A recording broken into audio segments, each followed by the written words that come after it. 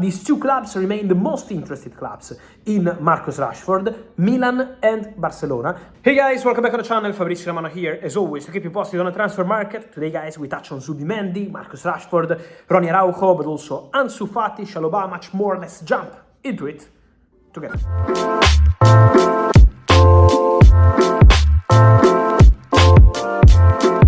And so guys, let's start with one of the stories of the day, one of the breaking news of the day. Ronald Araujo stays at Barcelona. It's been a difficult situation around Araujo this month because Juventus were really pushing to make it happen, were prepared to invest important money, so Juventus were there for Ronald Araujo. They tried in a strong way, but Ronald Araujo, after a long talk overnight with Barcelona director Deco, decided to stay at the club. In the morning yesterday, the president, Juan Laporta, announced that we can still have room for a solution, and then they found the solution because Ronald Araujo stays. Ronald Araujo doesn't go to Juventus, but Ronald Araujo also extends the contract at Barcelona. Agreement verbally done, agreement in principle, because now after the talk between the player and Deco, it's going to be time to meet with the agents to prepare the contracts, discuss all the details. But in terms of agreement in principle, Araujo said yes, and he's ready to extend his contract at Barcelona. It's a massive news for Barca.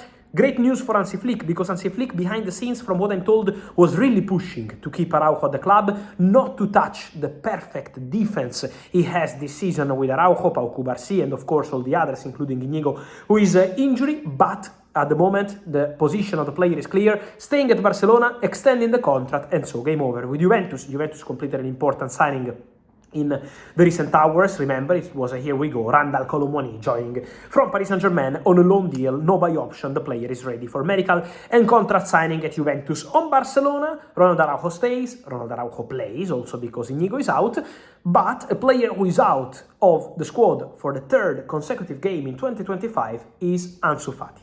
Ansu Fati is not in the list, Ansu Fati is not with the squad, and Ansu Fati can leave in January. It really depends on the player, because Barcelona are opening the doors to his exit. Can be permanent, can be loan, they are open to discuss. Now depends on Ansu, who is on a big salary, and also who is not that keen on leaving. Ansu Fati would love to stay at Barcelona to play his cards, to have the opportunity to fight for his place. But at the moment, the message from the coaching staff is very clear. He's not part of the squad, not even on the bench. So Barca message is quite clear. Let's see what happens with Ansu Fati. And remember also the situation of another player, Marcus Rashford, because we say that Ansu Fati could leave Barcelona. Let's see if he opens the doors. But Marcus Rashford is another player who has been discussed with Barcelona. Last week there were meetings with several clubs. We mentioned AC Milan, we mentioned also Barca. These two clubs remain the most interested clubs in Marcus Rashford, Milan and Barcelona. But for Barcelona, it's really important to understand what's going to happen with Ansu Fati. So Barca have an interest in Marcus Rashford. They had conversations, Milan too, but both clubs are still waiting. First of all, on the player final decision, and second, on the final conditions of the deal. How much of the salary to be covered? Is there going to be a loan fee? So they're waiting for all the details of the Rashford package, and it's gonna take some time before we can say, okay, it's done deal for Rashford. It's not something happening in few hours. But at the same time, discussions continue with Milan and Barcelona, both interested. But for Barca, it's really important to understand what happens again with Ansu Fati. Something else to clarify, a news of the day, is about Chelsea, because Chelsea decided to activate the option to recall Trevo Chalobah, the club. He was at Crystal Palace on loan, doing very well. Last summer, you remember probably that he was one of the players left out of Chelsea squad, not even training with the squad, but despite that and despite being a very professional player, Chelsea decided to let him go on loan to Crystal Palace. Now what happens? That Trevo Chalobah returns immediately to Chelsea. He has accepted. He's been super professional, super serious, a top guy, really. This is what Chelsea believe internally. So they like the approach he had when they called to restart this chapter at Chelsea. So Chalobah will stay at the club for the next 6 months, will play his opportunities, and then we will see in the summer if they decide to part ways on a permanent transfer, or if Chalobah will be able to continue at Chelsea also in the future. But let me tell you that from what I'm hearing, Chelsea are still looking at defenders. It's not only Chalobah. Let's see if Disasi leaves. It's a strong possibility, but it depends on the formula of the deal. Let's see what happens with Renato Veiga. So Chelsea are still looking at centre-backs in the January transfer window. We will see what's going to happen there. And then it's important to say that for Chelsea, another crucial situation is the one of Christopher Nkunku. Exclusive story, a few days ago, Chelsea called Bayern for Tel. Bayern wanted to discuss about Christopher Nkunku, so the conversation is still ongoing, but at the moment, as of tonight, still no progress between Chelsea and Bayern. Still a difficult deal because Tel wants to continue at Bayern. Let me clarify, he's not rejecting Chelsea, but Tel several times told Bayern and told the manager of Bayern, Vincent Kompany, 10 days ago in a long conversation that his dream is to succeed at Bayern.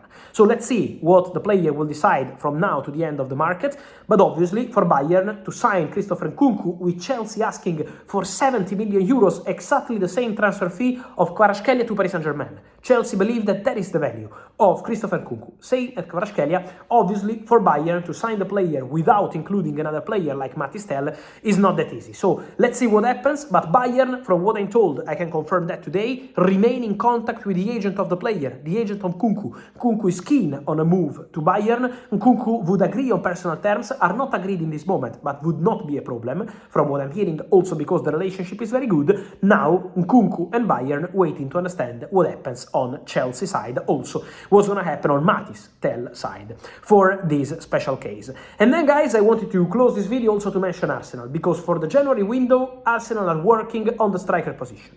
So Mikel Arteta confirmed after the injury of Gabriel Jesus, obviously we wish him all the best to return as soon as possible, but Mikel Arteta already confirmed that Arsenal are working for a new addition, and I can tell you that also in the last 24-48 hours there were many calls from Arsenal to ask about situations of important players around Europe. So Arsenal are exploring opportunities for the striker position. Let's see what they will be able to do, but for sure Arsenal are looking at that. So work in progress. For next summer, as we mentioned in the last 24 hours, work in progress also for Martin Zubimendi. As of today, January, I'm still not in a position to come here and tell you, here we go, to come here and tell you that the deal is done, because with Zubimendi, you remember, last summer, Liverpool were advancing close, and then the player changed his mind and decided to continue in Real Sociedad. So with Zubimendi, we have to be really careful, because the player, and we have to respect that, loves his city, his country, his family, his club, of course, the fans. He has a fantastic relationship there, and so it's not that easy. But Arsenal are working on that. Arsenal are confident, Arsenal are optimistic. The conversation involves Mikel Arteta, who is from the same city as Martin Zubimendi, San Sebastián in Spain, so they have a great connection, but still working on details of the deal, details of the contract, the agents obviously involved, so conversation ongoing. Arsenal would be prepared to follow two ways: pay the release clause or pay above the release clause, but with different payment terms, maybe paying in 3 or 4 years. So discussions with the club are not a problem, because in any case Arsenal would trigger the clause, but on player side there is still some work to do. But the conversation is ongoing, the conversation is advancing, Arsenal are optimistic, we will follow the story, but before saying it's a done deal, we have to wait a bit. Arsenal fans have to be patient, but for sure, ambitious move for a fantastic player like Martin Zubimendi. And so, guys, tell me your thoughts on all these stories, from Rashford to Chalobah, Nkunku, Araujo, and all the rest, including Ansu Fati, Zubimendi. Guys, let me know your opinion here in the comments. Remember to like this video, turn on the notification bell, subscribe to the channel. See you soon with Fabrizio.